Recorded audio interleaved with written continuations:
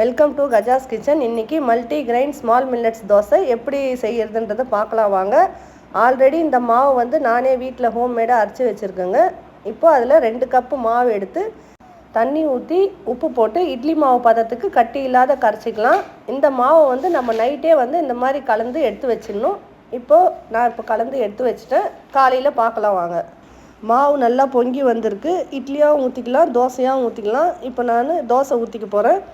இந்த மல்டிகிரைன் மிக்ஸில் நான் வந்து 20 வகையான சிறுதானியமும் பருப்பு வகைகளும் சேர்த்து அரைச்சி பவுடர் பண்ணி எடுத்து வச்சுருக்கேன். இதோட பெனிஃபிட்ஸ் பார்த்திங்கன்னா இதில் வந்து நிறைய ஊட்டச்சத்து இருக்குது. செரிமானத்துக்கு ரொம்ப ஹெல்ப்ஃபுல்லாக இருக்குங்க. சுகரை வந்து கண்ட்ரோலில் வச்சுக்கும். முக்கியமாக வந்து ஜிம்முக்கு போகிறவங்க வெயிட் ஏறக்கூடாதுன்னு நினைக்கிறவங்க இந்த தோசையை வந்து கண்டிப்பாக எடுத்துக்கலாம். இதில் வந்து லோ கலோரிஸ் இருக்கிறதுனால தைரியமாக சாப்பிட்லாம், வெயிட் ஏறாது. மல்டிகிரைன் மில்லட்ஸ் மிக்ஸ் தேவைப்படுறவங்க ஸ்க்ரீனில் தெரிகிற வாட்ஸ்அப் நம்பருக்கு மெசேஜ் பண்ணுங்கள். அவ்வளோதாங்க, கிறிஸ்பியான ஹெல்த்தியான தோசை ரெடி. வீடியோ பிடிச்சிருந்தா லைக் பண்ணுங்கள், ஷேர் பண்ணுங்கள், கமெண்ட் பண்ணுங்கள், மறக்காமல் சப்ஸ்கிரைப் பண்ணுங்கள். தேங்க்யூ.